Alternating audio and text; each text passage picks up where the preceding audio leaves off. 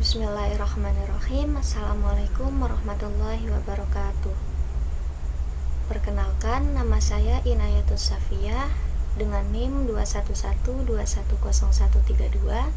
Saya mahasiswa UIN SMH Banten dari jurusan Pendidikan Agama Islam semester 4 kelas D. Di video ini saya akan menjelaskan materi tentang evaluasi kurikulum untuk memenuhi tugas pada mata kuliah pengembangan kurikulum dengan dosen pengampu Ibu Dr. Helna Nelis, MPD. Baiklah, langsung saja kita masuk pada penjelasan materi yang pertama, yaitu tentang definisi evaluasi kurikulum.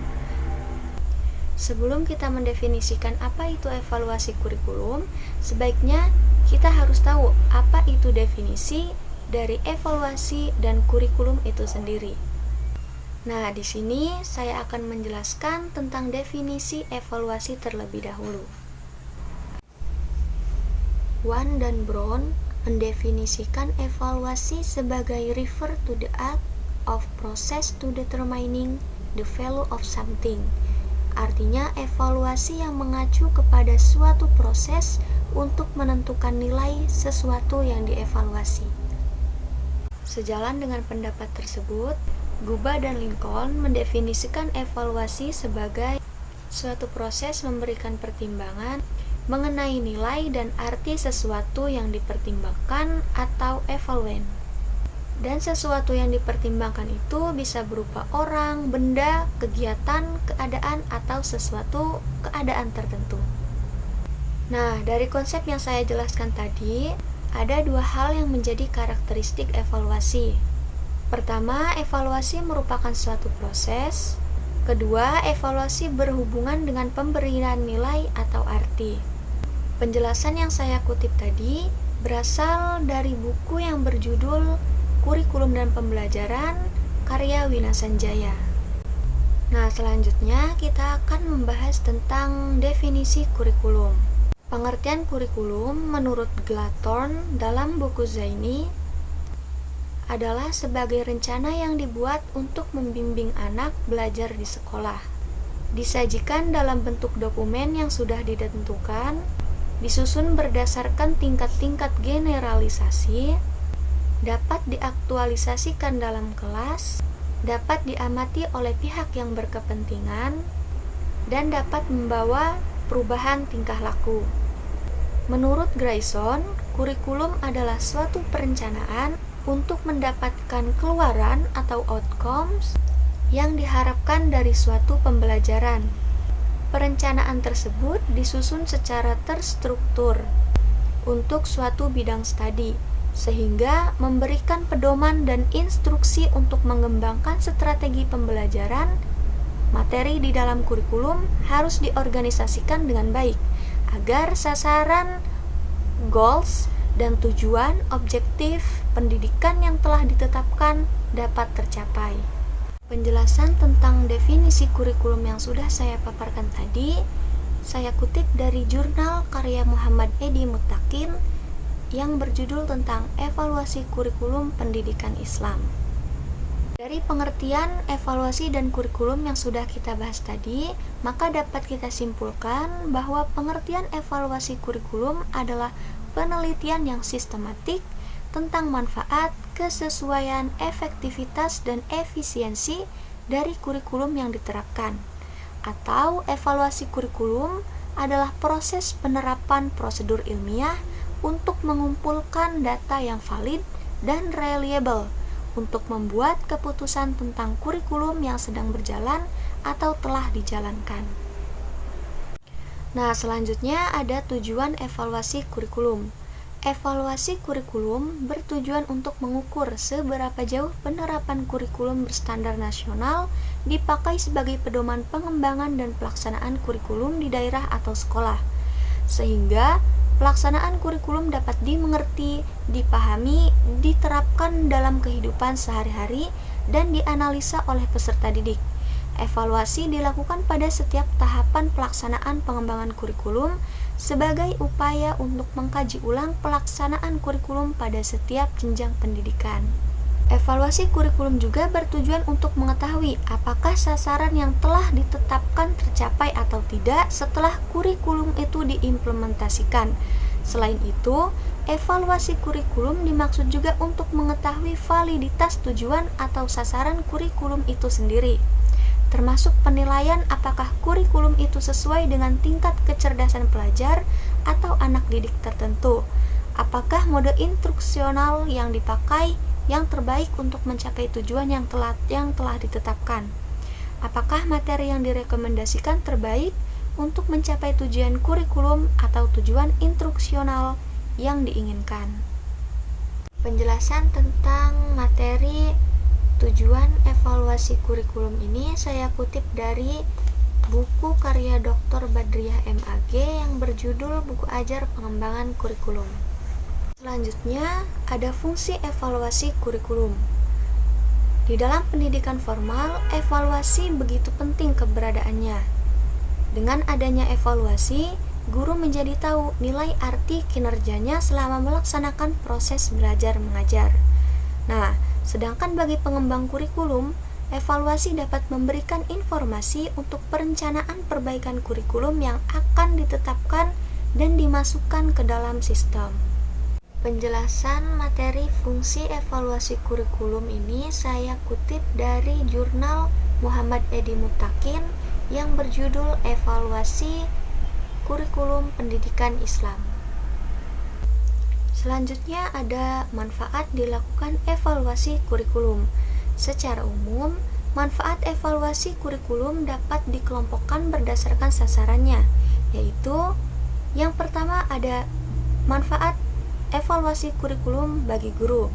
Evaluasi kurikulum bagi guru berguna untuk menilai sejauh mana proses pembelajaran yang telah dilaksanakan apakah berhasil atau tidak. Yang kedua, ada manfaat dilakukannya evaluasi kurikulum bagi pengguna kebijakan. Bagi pengguna kebijakan, evaluasi kurikulum berguna untuk menilai sejauh mana kurikulum itu telah dilaksanakan oleh semua sekolah, apakah berhasil atau tidak. Selanjutnya, ada manfaat dilakukannya evaluasi kurikulum bagi orang tua dan masyarakat. Nah, bagi orang tua dan masyarakat, evaluasi kurikulum berguna untuk menilai dan mengukur sejauh mana kurikulum yang telah dilaksanakan itu menunjukkan hasil nyata sesuai dengan harapan dan aspirasi para orang tua dan masyarakat. Penjelasan materi manfaat evaluasi kurikulum ini saya kutip dari jurnal karya Eli Fitratul Arofah yang berjudul Evaluasi Kurikulum Pendidikan. Nah, materi yang selanjutnya ada langkah-langkah evaluasi kurikulum. Pada dasarnya, langkah-langkah dalam mengevaluasi kurikulum ada dua langkah, yaitu yang pertama ada tahap persiapan, yang kedua ada tahap pelaksanaan. Nah, tahap persiapan pada dasarnya menentukan apa dan bagaimana penilaian harus dilakukan. Artinya, perlu rencana yang jelas mengenai kegiatan penilaian termasuk alat dan sarana yang diperlukan. Ada beberapa langkah yang harus dikerjakan dalam tahap persiapan ini. Yang pertama ada menyusun Term of Reference atau TOR sebagai rujukan pelaksanaan penilaian. Dalam TOR ini dijelaskan target dan sasaran penilaian, lingkup atau objek yang dinilai, organisasi yang menangani penilaian, serta biaya pelaksanaan penilaian. Yang kedua, ada klasifikasi. Klasifikasi ini maksudnya mengadakan penelaahan perangkat evaluasi, seperti tujuan yang ingin dicapai, isi penilaian, strategi yang digunakan, sumber data, instrumen, dan jadwal penilaian. Yang ketiga atau yang terakhir, uji coba penilaian atau yang biasa kita sebut dengan tryout, yakni melaksanakan teknik dan prosedur penilaian di luar sampel penilaian. Tujuan utama adalah untuk melihat keterandalan alat-alat penilaian dan melatih tenaga penilai termasuk logistiknya agar kualitas data yang diperoleh lebih meyakinkan. Selanjutnya, langkah-langkah evaluasi kurikulum yaitu tahap pelaksanaan. Setelah uji coba dilaksanakan dan perbaikan atau penyempurnaan prosedur, teknik serta instrumen penelitian, langkah berikutnya adalah melaksanakan penilaian. Ada beberapa kegiatan yang dilakukan dalam tahap pelaksanaan ini. Di antaranya yaitu pengumpulan data di lapangan, artinya melaksanakan penilaian melalui instrumen yang telah dipersiapkan terhadap sumber data sesuai dengan program yang telah direncanakan. Kemudian, menyusun dan mengolah data hasil penelitian, baik data yang dihasilkan berdasarkan persepsi pelaksana kurikulum dan kelompok sasaran kurikulum, maupun data berdasarkan hasil amatan dan monitoring penilai. Selanjutnya ada menyusun deskripsi kurikulum tersebut berdasarkan data informasi yang diperoleh dari hasil penilaian. Selanjutnya ada menentukan judgement terhadap deskripsi kurikulum berdasarkan kriteria tertentu yang telah ditentukan. Judgement dapat menggunakan dua macam logika, yaitu logika vertikal dan horizontal. Nah, yang terakhir ada pembahasan dan pengukuhan hasil-hasil penilaian dalam satu pertemuan khusus yang melibatkan tim penilai dengan pelaksana kurikulum, pengambilan keputusan dan mungkin dari unsur lain yang relevan. Sangat diperlukan sebelum hasil-hasil tersebut dimanfaatkan. Penjelasan tentang materi langkah-langkah evaluasi kurikulum ini saya kutip dari buku karya Dr. Badriah MAG yang berjudul Buku Ajar Pengembangan Kurikulum. Materi yang selanjutnya yaitu tentang model evaluasi kurikulum. Dalam model evaluasi kurikulum ini ada beberapa model yang akan kita bahas. Yang pertama yaitu evaluasi model penelitian. Evaluasi model penelitian adalah model evaluasi kurikulum yang mengacu pada teori dan menggunakan metode tes psikologis dan eksperimen lapangan. Tes psikologis atau tes psikomotorik pada umumnya memiliki dua bentuk tes, yaitu tes intelijensi dan tes hasil belajar. Untuk eksperimen lapangan, metode ini sudah sejak tahun 1930 yang biasanya digunakan dalam penelitian botani pertanian. Meskipun demikian, penelitian model ini dapat digunakan dalam pendidikan. Selanjutnya, ada evaluasi model objektif. Dalam penelitian objektif, ada beberapa hal yang harus diperhatikan. Di antaranya yang pertama, adanya kesepakatan tentang tujuan kurikulum. Yang kedua, merumuskan tujuan tersebut dalam perbuatan peserta didik. Yang ketiga, menyusun materi kurikulum yang sesuai dengan tujuan tersebut. Yang keempat, mengukur kesesuaian antara perilaku siswa dengan hasil yang diinginkan. Selanjutnya, ada evaluasi model campuran atau multivariasi. Setiap evaluasi kurikulum diukur dengan kriteria masing-masing.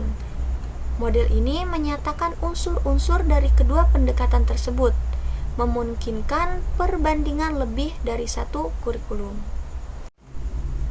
Selain model yang disebutkan di atas, evaluasi kurikulum juga memiliki model lainnya. Di antaranya yang pertama yaitu model measurement. Evaluasi dimaksudkan untuk mengukur dan menilai kemampuan peserta didik terhadap tujuan yang telah ditetapkan, yang mana hal tersebut untuk mengungkapkan perbedaan kemampuan individual dan kelompok. Adapun hasil penilaian digunakan untuk tindak lanjut peserta didik, untuk keperluan bimbingan, seleksi, atau perbandingan efektivitas antar program serta metode pendidikan. Hasil belajar menjadi objek evaluasi kurikulum yang dititik beratkan, terutama pada aspek kognitif dan sebagainya, yang terkhusus dapat diukur dengan alat evaluasi yang objektif dan dibakukan. Dalam evaluasi, data yang dikumpulkan adalah data objektif berupa skor dan hasil tes. Selanjutnya yaitu ada model congruence, pemeriksaan kesesuaian congruence atau kesesuaian antara tujuan dan hasil belajar yang dicapai peserta didik, dan untuk melihat sejauh mana perubahan hasil pendidikan yang telah terjadi. Dalam penyempurnaan program pendidikan, hasil evaluasi sangat diperlukan, yakni untuk bimbingan program ke depan dan pemberian informasi kepada pihak-pihak yang terkait dan berkepentingan. Adapun dalam hal ini, Hasil evaluasi dititik beratkan pada hasil belajar, pada aspek kognitif psikomotorik, dan pengembangan nilai dan sikap. Selanjutnya ada illumination. Evaluasi pada dasarnya merupakan studi mengenai pelaksanaan program, pengaruh faktor lingkungan, kebaikan-kebaikan dan kelemahan program, serta pengaruh program terhadap perkembangan hasil belajar. Yang terakhir ada educational system evaluation. Evaluasi pada dasarnya adalah perbandingan antara performance setiap dimensi program dan kriteria yang akan berakhir dengan suatu deskripsi dan judgement. Hasil evaluasi dimaksudkan untuk menyempurnakan program dan menyimpulkan program secara keseluruhan. Objek evaluasi mencakup input yang terdiri dari bahan, rencana, dan peralatan, proses dan hasil yang dicapai dalam arti yang lebih luas. Jenis data yang dikumpulkan meliputi baik data objek maupun data subjektif.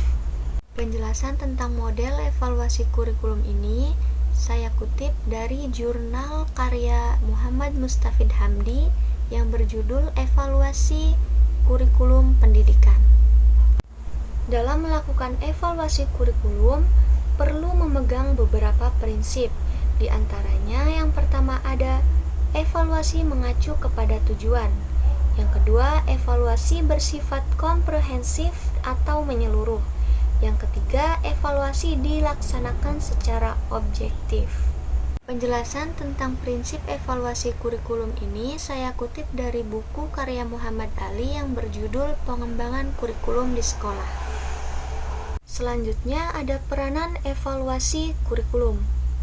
Peranan evaluasi dalam kurikulum setidaknya berkenaan dengan 3 hal, yaitu yang pertama, evaluasi sebagai moral judgment. Salah satu peranan evaluasi kurikulum adalah sebagai moral judgment yang akan digunakan untuk pengambilan dan tindakan selanjutnya. Dalam hal ini mengandung 2 hal, yaitu yang pertama evaluasi berisi suatu skala nilai normal, yang kedua evaluasi berisi suatu perangkat kriteria kritis. Peran evaluasi dalam kurikulum yang kedua yaitu evaluasi sebagai penentuan keputusan. Evaluasi kurikulum memiliki peran sebagai penentu keputusan pendidikan oleh pihak-pihak yang berkepentingan, seperti guru, murid, orang tua, kepala sekolah, para inspektur, pengembang kurikulum, dan lain sebagainya. Dengan menggunakan prinsip, setiap individu di atas menentukan keputusannya sesuai dengan posisinya, yang mana besar kecilnya penerapan keputusan yang diambil seseorang sesuai lingkup tanggung jawabnya, serta lingkup masalah yang dihadapinya pada suatu saat. Yang ketiga ada evaluasi sebagai konsensus nilai. Evaluasi sebagai tradisi tes mental serta eksperimen, yang mana konsensus ini berupa kerangka kerja yang penilaiannya dipusatkan pada tujuan-tujuan khusus yang bersifat behavioral, penggunaan analisis statistik dari pretest dan posttest dan lainnya. Penjelasan materi tentang peran evaluasi kurikulum ini saya ambil dari buku karya Dr. Badriah MAG yang berjudul Buku Ajar Pengembangan Kurikulum. Selanjutnya ada strategi evaluasi kurikulum. Syahrudin dan Mutiani menjabarkan bahwa evaluasi pengelolaan kurikulum memiliki strategi yang dapat digunakan sebagai upaya dalam meningkatkan kualitas pendidikan. Strategi yang dapat dilakukan antara lain pengelolaan kegiatan pembelajaran menggunakan metode pembelajaran yang bervariasi agar terkesan tidak monoton, sehingga peserta didik tidak gampang merasa bosan. Mengadakan kegiatan rombongan belajar demi keefektifan waktu dan keefisienan materi pembelajaran. Menyediakan buku pedoman pembelajaran tidak hanya bagi guru, melainkan juga bagi siswa. Melaksanakan kegiatan remedi sebagai hasil evaluasi sehingga peserta didik memiliki kesempatan untuk memperbaiki hasil kerjanya. Selalu menerapkan pengetahuan tentang teknologi sebagai upaya dasar dalam menghadapi kemajuan zaman. Yang terakhir, kesimpulan dari materi yang sudah kita bahas tadi. Kesimpulan yang dapat saya ambil yaitu evaluasi kurikulum memiliki peranan penting dalam dunia pendidikan. Tanpa adanya evaluasi, kita tidak akan tahu kelemahan dan kekuatan di dalam perencanaan maupun proses implementasi kurikulum yang telah digunakan, dan menjadikan hal tersebut sebagai umpan balik oleh pihak-pihak yang berkepentingan, seperti halnya orang tua, guru, pengembang kurikulum, masyarakat, dan lain sebagainya. Sehingga hal tersebut bisa dijadikan acuan untuk perbaikan dan pengembangan kurikulum yang akan datang, sehingga peserta didik mampu mencapai tujuan pendidikan yang telah ditetapkan dengan seefektif mungkin. Itu saja yang dapat saya sampaikan. Kurang lebihnya mohon maaf. Terima kasih.